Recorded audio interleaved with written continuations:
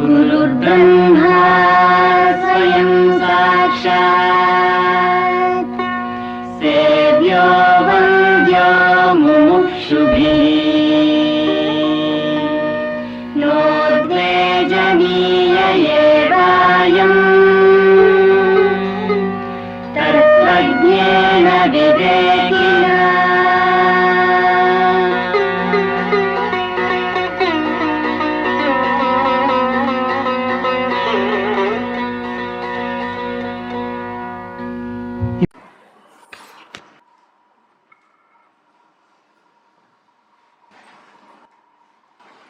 శ్రీరస్తు శుభమస్తు.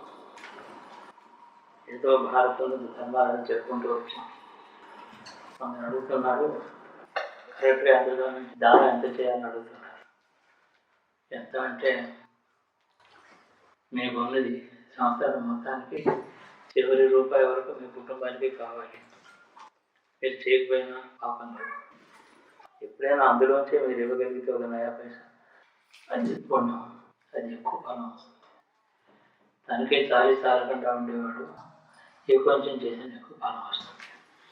నేను కొందరికి చెప్పాను, మీకు వచ్చిన ఆదాయాలు ట్యాక్సులు కడతాం, ఇంటి ఖర్చులు ఉంటాయి. ఈ ఖర్చులన్నీ పోగా మిగులుతుంది కొంచెం, అది సేవింగ్ అంటానే. అందులో 10% ఇవ్వమన్నారు. ఈ ఖర్చులు పోయిన సేవింగ్లో 10% ఇవ్వాలి. అది కూడా చాలు.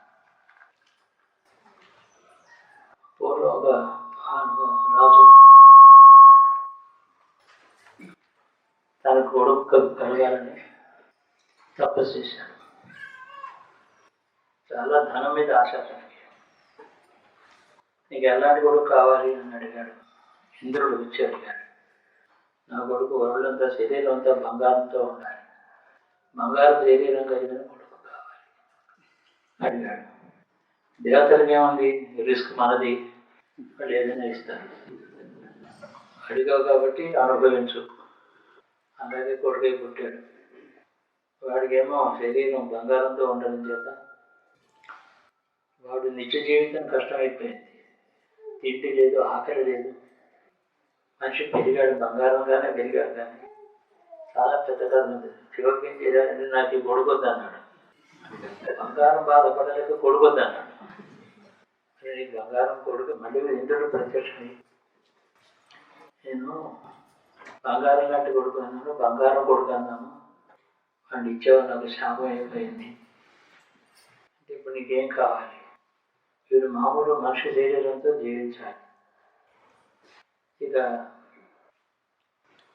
వాడు అప్పుడు అన్నాడు, నువ్వు మొదటి కోరావు, ఇది రెండో కోరిక. ఆ తర్వాత నీ ఇంట్లో బంగారం అనేది ఎక్కడ కనపడదు, ఉండదు అన్నాడు. వాడు మనిషి అవుతాడు. చాలా ఆలోచించి అలాగే చేయి, నా కొడుకు కావాలి, బంగారం అందుకో అంటే కొన్ని బ్యాడ్ చెడు అనుభవాల వల్ల కొన్ని జ్ఞానం కలుగుతుంది. సువర్ణ టీవీ అని వాడి పేరు, భారతంలో కూడా ఉంది కదా. మనం కోరుకునేటప్పుడు ఎంత ధనం కావాలి అంటే ఎప్పుడు ఎంత అవసరం అవుతుందో అంత కావాలి. అవసరం లేనప్పుడు నాకు వద్దు, దాని అవసరమే నాకు లేకపోతే భవిష్యత్తులో నాకు అవసరం అవుతుందేమో, నాకు హార్ట్ ఆపరేషన్ అవుతుందేమో 60 ఏళ్ళకి, దానికి 10 లక్షలు కావాలి కదా, చెడ్డ ఉంటుంది. చాలా చెడ్డ అభిప్రాయం. నాకు అవసరమే ఉండకూడదు, ధనంతో నాకు ధనం యొక్క ఆవశ్యకత అవసరమే ఉండకూడదు అని అనుకుంటే వాడు తెలియని వాడు.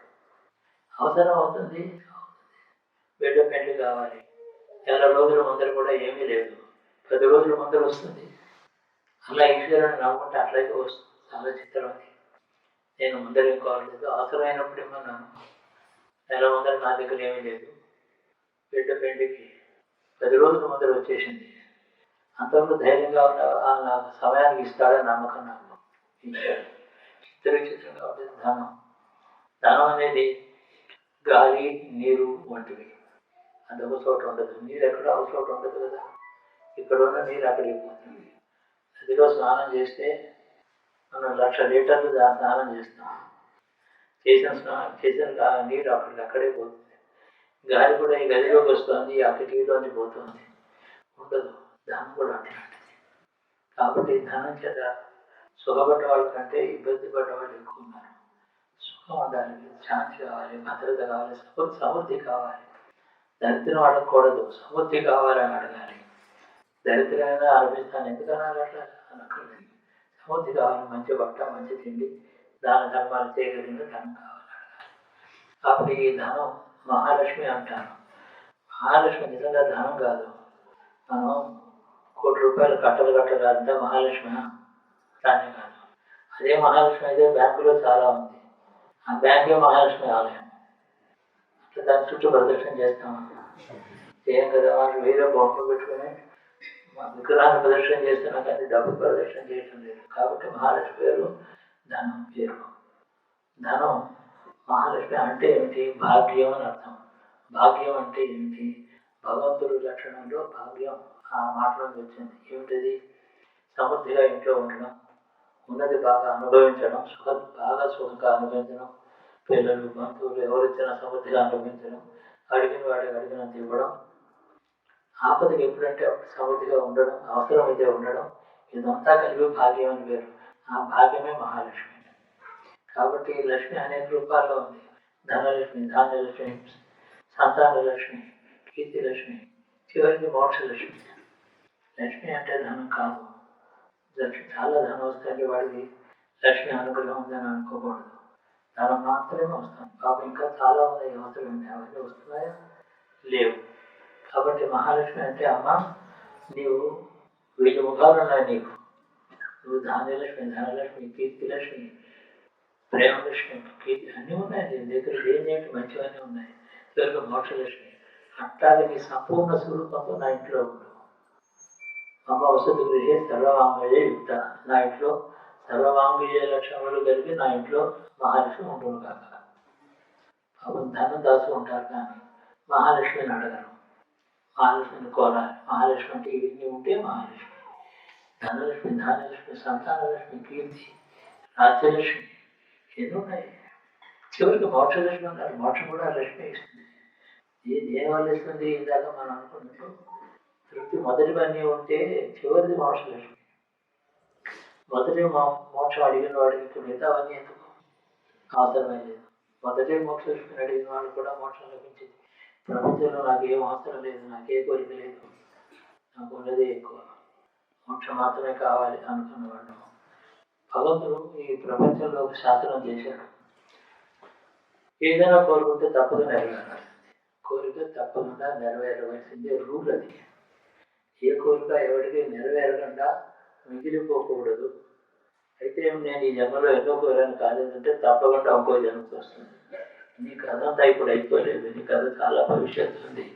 ఎప్పుడో నీవు ఇప్పుడు కోరుకున్న కోరికలు ఏదో ఒకనాడు నీకు లభిస్తాయి. అది శాస్త్రం.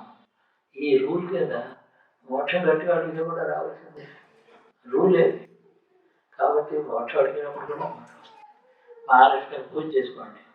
లలితా సహస్రనామం పారాయణ చేస్తున్నాం నాడు పిల్లలు అంటారు, అవసరం లేదు. మహాలక్ష్మి లలితా సహస్రనామం గొప్పది, చాలా గొప్పది. కానీ అది శాస్త్రం, అనేక రహస్యాలను తెలుసుకుని చేయాలి. మహాలక్ష్మి అష్టోత్తరం రోజు ఉదయం సాయంత్రం 2 మాటలు చదువుకుంటే చాలు. ముత్తైదు చేతులు ఎంత కుంకుమ పట్టుకొని లక్ష్మి అష్టోత్తరం అంతా చదివి బొట్టు పెట్టుకుంటే చాలు.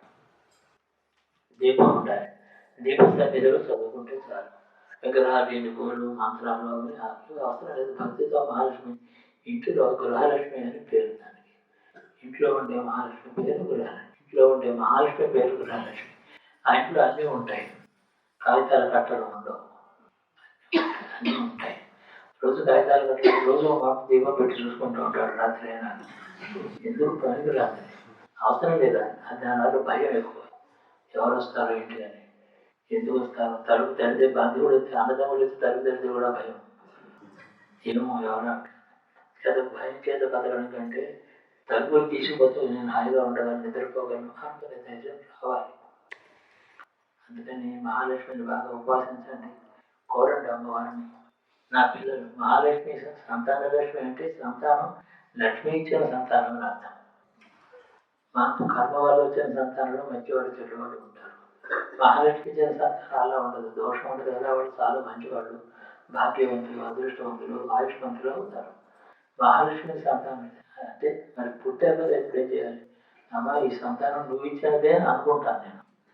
నా సంతానం నీ ప్రసాదం నేను అనుకుంటాను. నీ ప్రసాదంగా ఈ సంతానాన్ని అనుకరించి బాగా మంచివాడిని చేయమన్నాడు. మహాలక్ష్మిని ప్రతివాడు కోరాల్సిందే, ప్రతివాళ్ళు ఆరాధించవలసిందే.